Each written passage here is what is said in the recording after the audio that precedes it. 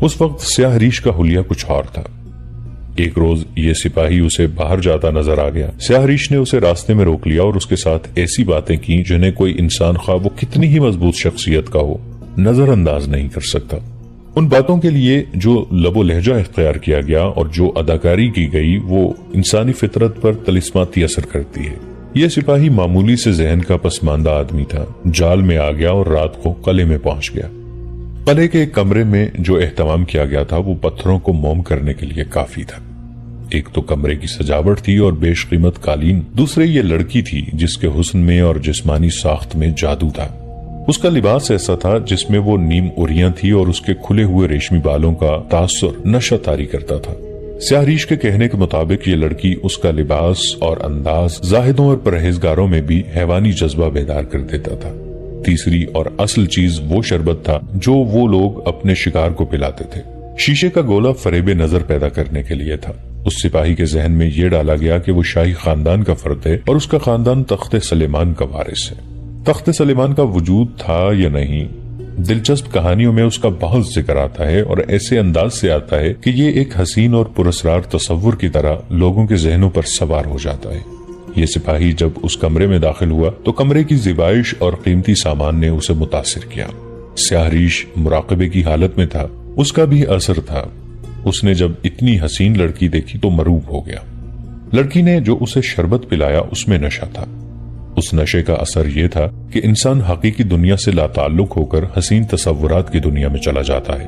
اس کیفیت میں اس پر عمل تنویم کیا جاتا ہے، یعنی اسے ہپناٹائز کر لیا جاتا اور اس کے ذہن میں اپنے مطلب کے تصورات ڈالے جاتے تھے۔ اس کے ہاتھ میں شیشے کا جو گولا دیا جاتا تھا اس میں سے قندیل کی لو کے کئی رنگ نظر آتے تھے، جو کوئی عجوبہ نہیں تھا۔ شیشے کی ساخت ایسی تھی کہ اس میں سے گزرتی روشنی اپنے 7 رنگوں میں نظر آتی تھی۔ ان رنگوں کا ذہن پر اثر ہوتا تھا۔ اس کے ساتھ ایک انتہائی حسین لڑکی سپاہی کے ساتھ لگ کر بیٹھ جاتی اور باتوں میں یہ ظاہر کرتی تھی کہ وہ اسے دل و جان سے چاہتی ہے۔ سیاہ ریش سریلی اور پراسرار آواز میں بولنے لگتا تھا۔ اس کے الفاظ سپاہی کے کان میں پڑتے اور اس کے ذہن میں مطلوبہ تصور آراستہ کرتے تھے۔ سیاہ ریش بھانپ لیا کرتا تھا کہ سپاہی اپنے آپ میں نہیں رہا۔ اس وقت وہ اس کے ہاتھ سے شیشے کا گولا لے کر اس کی آنکھوں میں آنکھیں ڈال دیتا اور اسے ہپناٹائز کر لیتا تھا۔ سپاہی جسے اپنی آواز سمجھتا تھا وہ سیاہ ریش کی آواز ہوتی تھی، سپاہی جسے اپنی آواز سمجھتا تھا وہ سیاہ ریش کی آواز ہوا کرتی تھی۔ پھر وہ اس مرحلے میں داخل ہو جاتا تھا جہاں وہ اپنے تصور کو حقیقی سمجھ کر اس کا حصہ بن جاتا تھا۔ کمزور شخصیت کے سپاہی نے یہ اثرات قبول کر لیے۔ سیاہ ریش اسے حقیقی دنیا میں واپس لے آیا۔ اس مقصد کے لیے اسے کچھ سنگھایا جاتا تھا۔ سیاہ ریش دوسرے کمرے میں چلا جاتا اور لڑکی سپاہی کے ساتھ اکیلی رہ جاتی تھی۔ وہ سپاہی کے اعصاب اور دماغ پر غالب آ جاتی۔ اس مقصد کے لیے وہ ایسی حرکات اور ایسی باتیں کرتی تھی جس کے اثر سے کم از کم یہ سپاہی بچ نہیں سکتا تھا۔ سپاہی کو صرف تخت سلیمان دکھا کر رخصت کر دیا گیا اور اس کے ذہن میں یہ ڈال دیا گیا کہ راز ابھی باقی ہے۔ سپاہی کے دل میں تجسس پیدا ہو گیا۔ دوسری بار اس پر یہی عمل کیا گیا اور اسے کچھ اور دکھایا گیا۔ انہوں نے یہ دیکھ لیا تھا کہ سپاہی پوری طرح ان کے جال میں آ گیا اور وہ اس کے ذہن پر قبضہ کرنے میں کامیاب ہو گئے تھے۔ وہ اب ان کی منت سماجت کرتا تھا کہ اسے سارا راز بتایا جائے۔ اسے کہا گیا کہ وہ کئی روز ان کے پاس رہے۔ اس نے چھٹی لے لی اور وہ یہی چاہتے تھے۔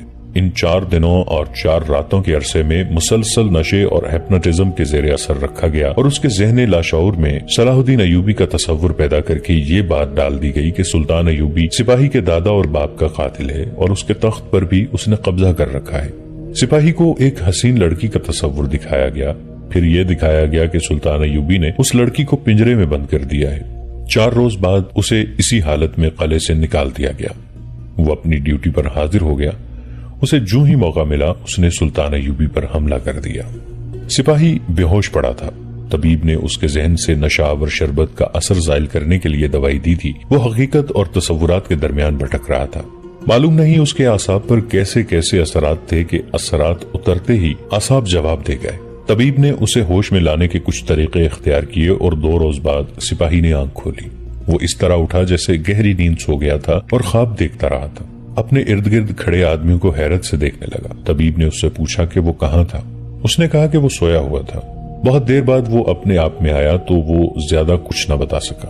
اس نے بتایا کہ سیاہ داڑھی اور چوغے والا ایک آدمی اسے قلعے میں لے گیا تھا. وہاں کی اس نے کچھ اور بھی باتیں بتائیں، لیکن اسے بالکل یاد نہیں تھا کہ اس نے تخت سلیمانی وغیرہ دیکھا ہے.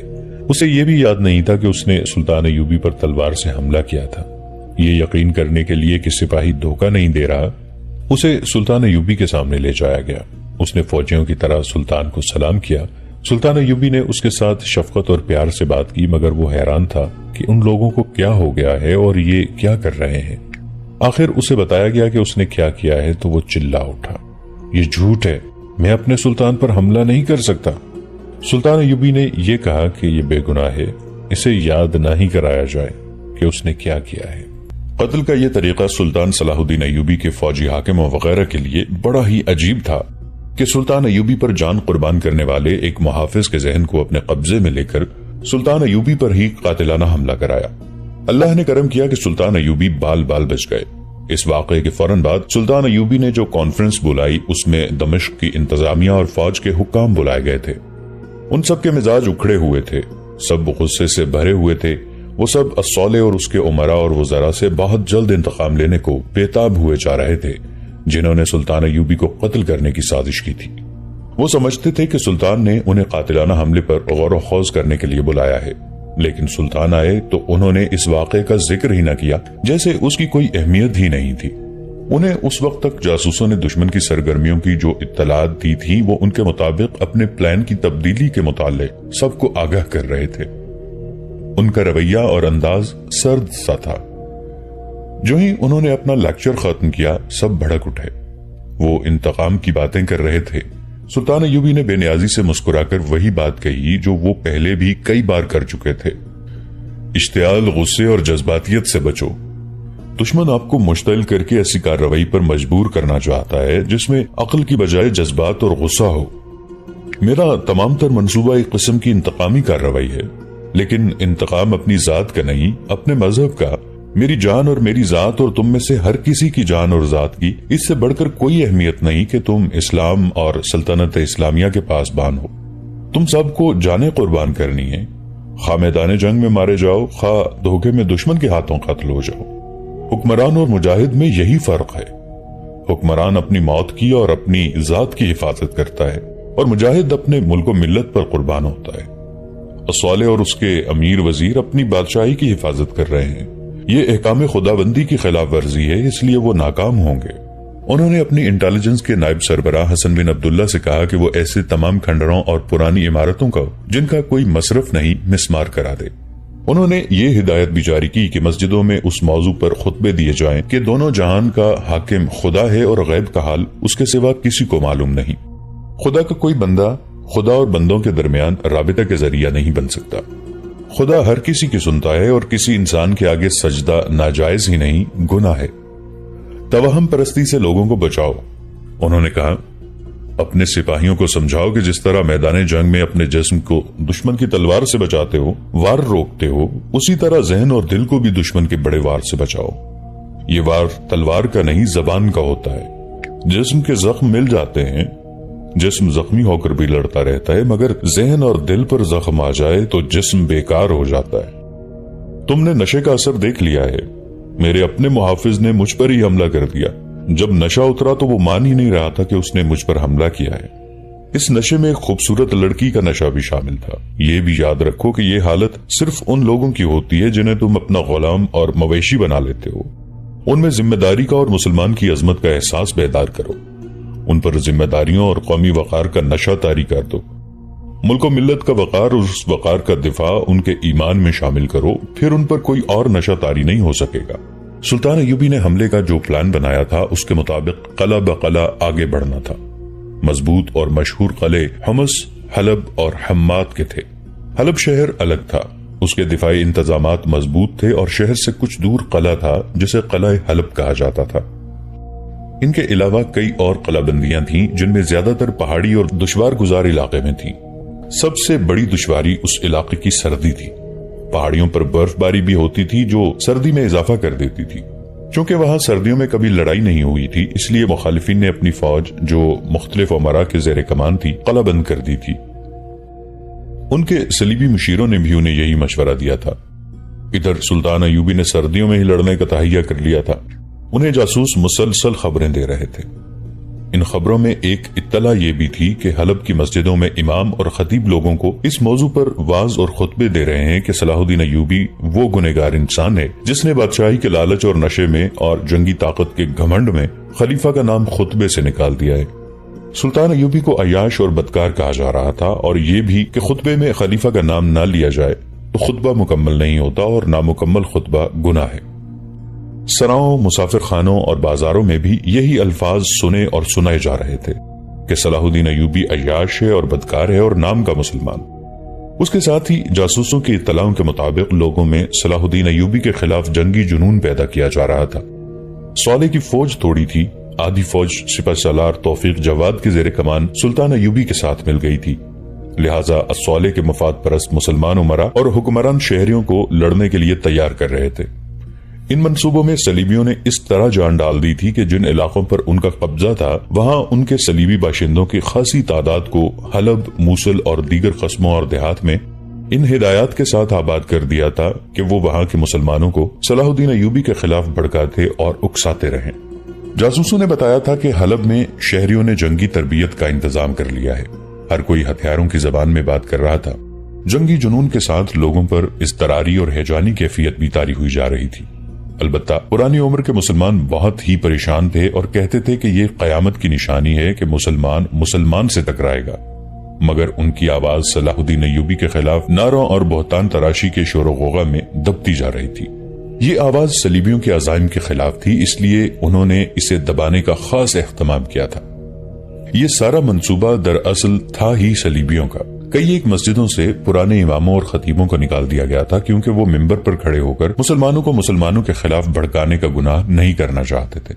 جیسا کہ ہم پہلے بھی بتا چکے ہیں کہ الصالح نے ٹریپولی کے صلیبی حکمران ریمانڈ کو زر و جواہرات اور بے انداز خزانہ اس کام کی اجرت کے لیے بھیج دیا تھا کہ صلاح الدین ایوبی کے ساتھ جنگ کی صورت میں وہ اس کو جنگی مدد دے گا۔ ریمانڈ نے یہ اجرت وصول کر کے اپنے چند ایک فوجی کمانڈر مشیروں کی حیثیت سے حلب بھیج دیے تھے۔ ان میں انٹیلیجنس کا ایک ماہر بھی تھا جو تخریب کاری میں بھی مہارت رکھتا تھا۔ ان مشیروں نے آتے ہی حلب میں مسلمان فوج کی مشترکہ ہائی کمانڈ بنا دی تھی۔ فوجیں مختلف قلعوں میں تھیں۔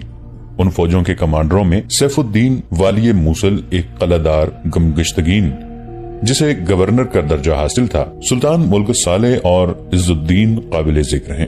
ریمانڈ نے انہیں یقین دلایا تھا کہ جنگ کی صورت میں وہ مصر سے صلاح الدین ایوبی کی کمک اور رسد کو روکے رکھے گا، اور وہ جہاں کہیں محاصرہ کرے گا صلیبی فوج باہر سے حملہ کر کے محاصرہ توڑ دے گی۔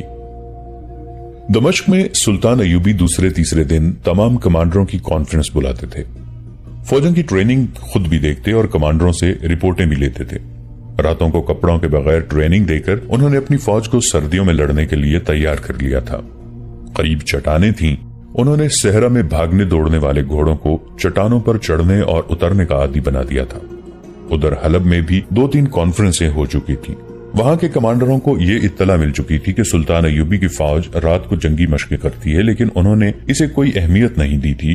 وہ کہتے تھے کہ ایوبی کا دماغ خراب ہو گیا ہے، ہمارے سامنے آئے گا تو اس کے ہوش ٹکانے آ جائیں گے۔ ان کمانڈروں میں سے کوئی ایک بھی انٹیلیجنس کی سوجھ بوجھ نہیں رکھتا تھا۔ یہ اہتمام بھی صلیبیوں نے کیا تھا کہ دمشق میں جاسوس بھیجے تھے اور شیخ سنان نے فدائی قاتل اور تخریب کار بھیجے تھے، مگر ریمانڈ نے اپنا ایک ماہر بھیج دیا تو اس نے اس اطلاع پر توجہ دی کہ سلطان ایوبی راتوں کو کیوں جنگی مشقیں کرا رہا ہے۔ اس نے حلب کے کمانڈروں کی کانفرنس میں ابھی یہ مسئلہ پیش نہیں کیا تھا، وہ بھی اس کی وجہ معلوم نہیں کر سکا تھا۔ سلطان ایوبی نے تو حلب اور موصل وغیرہ میں جاسوسوں کا جال بچھا دیا تھا۔ ان کی زمین دوز مرکزی کمانڈ حلب میں تھی اور کمانڈر ایک عالم فاضل کے بہروپ میں تھا جو تمام جاسوسوں سے خبریں لیتا اور دمشق بھیجنے کا انتظام کرتا تھا۔ وہ اپنے جاسوس کی حفاظت کا اور انہیں خطرے کے وقت روپوش کرنے کا بندوبست بھی کرتا تھا۔ صلاح الدین ایوبی کو برا بھلا کہنے میں وہ پیش تھا۔ جہاں لوگ اس کا احترام کرتے تھے وہاں امیر، وزیر اور اونچی حیثیت کے شہری بھی اسے عزت کی نگاہ سے دیکھتے تھے۔ اس کے جاسوسوں کا گروہ ہر ضروری جگہ موجود تھا۔ الملک صالح کے محل کے باڈی گارڈز میں بھی جاسوس موجود تھے۔ 2 جاسوس خصوصی پہرےداروں کی حیثیت سے خلیفہ کی مرکزی کمانڈ کی اس عمارت تک بھی پہنچ گئے تھے جہاں ان کی جنگی کانفرنسیں منعقد ہوتی تھی۔ सलीबी जासूसों के कमांडर ने आते ही एक तो इस पर तवज्जो दी कि दमिश्क में जासूसी के निजाम को मजबूत और कारगर बनाया जाए और हलब में सुल्तान अयूबी के जो जासूस हैं उनका सुराग लगाया जाए।